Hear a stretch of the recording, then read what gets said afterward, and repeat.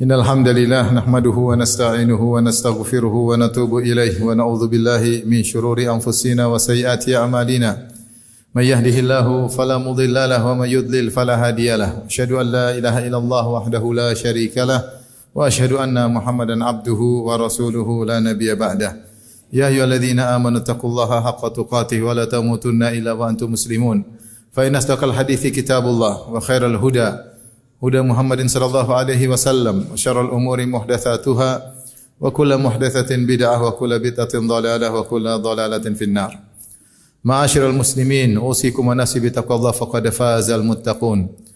Sungguhnya di antara kaidah agung dalam kaidah syariat al-jazaa' min jinsil amal, balasan sesuai dengan perbuatan. Siapa yang berbuat kebaikan maka dia akan mendapatkan kebaikan yang setimpal, dan siapa yang berbuat keburukan maka dia akan mendapatkan keburukan yang setimpal. Jazaan wifaqa, kata Allah Subhanahu wa taala, yaitu balasan yang sesuai. Allah Subhanahu wa taala berfirman, hal jazaa'ul ihsani ilal ihsan. Tidaklah balasan bagi kebaikan kecuali kebaikan pula. Allah berfirman, lil ladzina ahsanul husna wa ziyadah. Bagi orang yang berbuat kebaikan maka dia akan mendapatkan kebaikan pula, yaitu surga. Tsumma kana aqibatul lil ladzina asa'u su'a. Dan kemudian balasan bagi orang yang berbuat keburukan adalah keburukan pula. Kayak ini dalilnya terlalu banyak dalam Al-Qur'an maupun dalam hadis-hadis Nabi sallallahu alaihi wasallam. Siapa yang melakukan kebaikan bagi dia kebaikan pula, dan siapa yang melakukan keburukan maka bagi dia keburukan pula, dan ini menunjukkan akan keadilan Allah Subhanahu wa taala. Ma'asyiral muslimin, siapa yang menghayati kaidah ini maka dia akan semangat melakukan kebaikan-kebaikan. Karena kebaikan yang dia lakukan akan dia raih di dunia dan juga di akhirat. Dan siapa yang menghayati kaidah ini maka dia akan berhenti dari banyak keburukan. Karena keburukan yang dia lakukan dia akan mendapatkan balasan setimpal, cepat atau lambat di dunia maupun di akhirat.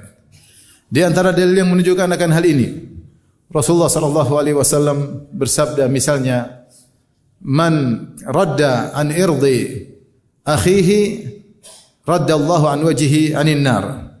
Siapa yang membela harga diri saudaranya maka Allah akan membela wajahnya dari neraka jahanam. Maka disunahkan bagi seorang jika ada saudaranya dijatuhkan maka dia bela saudaranya tersebut agar dia dibela dari neraka jahanam. Sebaliknya, siapa yang mencari-cari kesalahan saudaranya, man tatabba'a aurata akhihi tatabba'a Allahu auratahu. Siapa yang mencari-cari aib saudaranya, maka Allah akan mencari-cari aibnya. Wa man tatabba'a Allahu auratahu yafdahu walau kana fi baiti ummihi.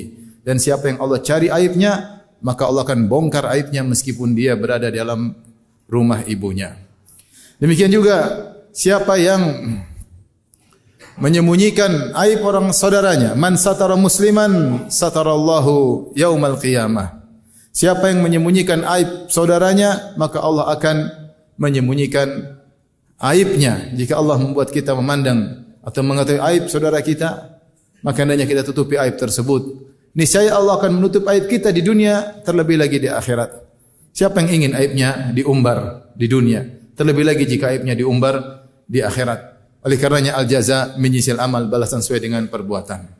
Contoh lagi kata Nabi sallallahu alaihi wasallam, Allahumma man waliya min amri ummati syai'an farafaqa bihim farfuq bihi. Ya Allah, siapa orang yang mengurusi urusan umatku, yaitu menjadi pejabat, mengurusi urusan umatku, kemudian dia bersikap lembut kepada umatku, farfuq bihi, maka lembutlah kepadanya. Wa man waliya min amri ummati syai'an fashaqqa alaihim fashfuq alaihi. Siapa yang mengurusi urusan umatku kemudian mempersulit mereka, mempersulit urusan pemerintahan, mempersulit urusan umatku, maka sulitkanlah dia pada hari kiamat kelak, di dunia maupun di akhirat. Maka ini peringatan bagi orang-orang yang bekerja di pegawai negeri yang mengurusi urusan umat, urusan masyarakat, maka bersikaplah baik dan lembut, niscaya Allah akan beri kebaikan kepada anda. Jika anda melakukan sikap yang kasar, niscaya Allah akan membuat susah anda di dunia, terlebih lagi di akhirat, cepat atau lambat.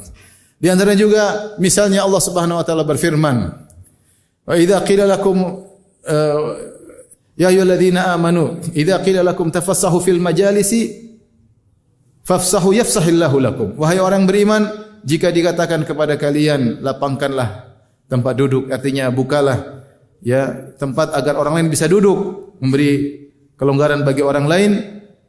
Fafsahu, maka berilah kelonggaran kepada orang lain, yafsahillahu lakum, maka Allah akan beri kelonggaran bagi kalian. Siapa yang beri kelonggaran pada orang lain, Allah akan beri kelonggaran baginya. Ada yang mengatakan di dunia akan diberi kelonggaran oleh Allah, di alam barzah akan diberi kelonggaran bagi Allah dari Allah Subhanahu wa taala, dan di akhirat juga diberi surga yang lapang dari Allah Subhanahu wa taala. Mudah jika tempat sudah padat, kemudian ada orang ingin duduk dan masih ada tempat yang lapang, maka kita beri tempat tersebut untuk dia. Kita tidak sombong dan angkuh, tidak ingin orang duduk di samping kita, tapi kita buka tempat untuknya, maka akan mendapatkan pahala yang besar di sisi Allah Subhanahu wa taala. Nabi sallallahu alaihi wasallam juga bersabda, "Man nafasa an mu'min kurbatan min kurabid dunya, nafasallahu anhu kurbatan min kurabi yaumil qiyamah." Siapa di dunia seorang meringankan beban penderitaan orang lain, maka Allah akan meringankan penderitaannya pada hari kiamat kelak. Penderitaan dunia tidak ada bandingannya dengan penderitaan hari kiamat. Jika ada saudara kita yang butuh bantuan, kita bantu, kita ringankan, meskipun penderitaan tersebut tidak hilang, sekedar kita ringankan penderitaannya, maka pada hari kiamat kelak Allah akan meringankan penderitaan kita di hari yang sangat dahsyat.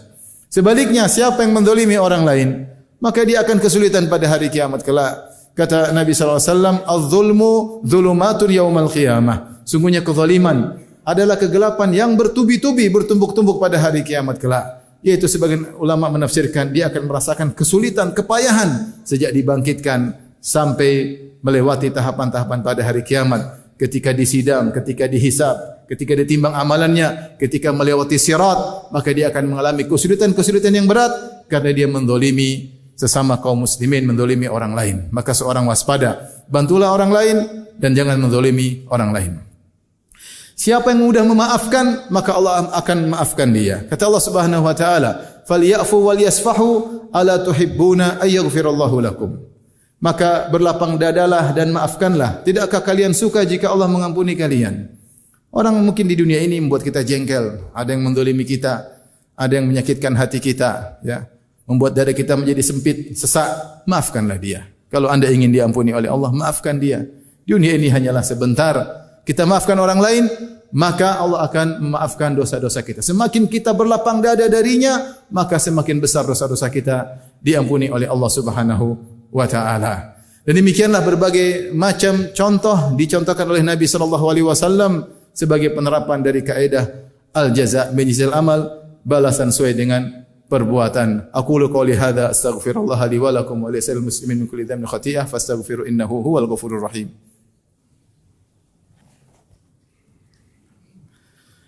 Alhamdulillah ala ihsanih wa syukru lahu ala taufiqihi wa amtinani. Asyhadu an la ilaha illallah wahdahu la syarika lahu ta'ziman li sya'nih wa asyhadu anna Muhammadan abduhu wa rasuluhu da'ila ridwanih. Allahumma salli alaihi wa ala alihi wa ashabihi wa ikhwanih. Di antaranya Nabi sallallahu alaihi wasallam mengatakan, "Man tawadha'a lillah rafa'ahu Allah."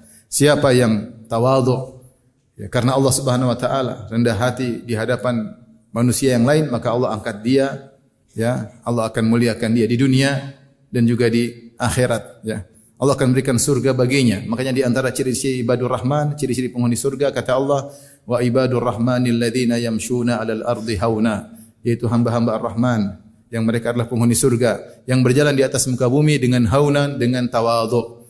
Siapa yang tawadhu, Allah akan angkat. Sebaliknya siapa yang sombong dan angkuh, mentang-mentang di hadapan manusia yang lain, mentang-mentang dengan kekayaannya, dengan jabatannya, dengan nasabnya, dengan kedudukannya, dengan kekuasaannya, maka Allah akan hinakan dia pada hari kiamat kelak. Kata Nabi sallallahu alaihi wasallam, "Yuhsyarul mutakabbiruna yaumal qiyamah ka'amsalidz dzar fi suwarir rijal yakshahumudz dzul min kulli makan." Sungguhnya orang-orang yang sombong pada hari kiamat kelak akan dibangkitkan oleh Allah Subhanahu wa taala dalam bentuk lelaki namun kecil seperti semut, hampir diinjak sana dan sini, diliputi dengan kehinaan dari segala sisi. Kenapa? Di dunia dia merasa mentang-mentang, merasa tinggi, merasa besar, maka pada kiamat Allah hinakan dia, Allah rendahkan dia, dia hampir diinjak-injak oleh manusia di hari yang sangat dahsyat tersebut. Ketahuilah ma'asyiral muslimin, maka seorang hendaknya menghayati ya akan kaidah ini. berusaha berbuat kebaikan, niscaya kita akan mendapatkan kebaikan tersebut cepat atau lambat. Dan berusahalah menghindarkan diri dari segala bentuk keburukan, menzalimi orang lain, niscaya Allah akan berikan kemudahan bagi kita cepat atau lambat. Semoga Allah Subhanahu wa taala menganugerahkan kepada kita ketakwaan dan keimanan, dan semoga Allah menganugerahkan kepada kita husnul khatimah. Innallaha malaikatahu yusalluna 'alan nabi ya ayyuhalladzina amanu sallu alaihi wa sallimu taslima.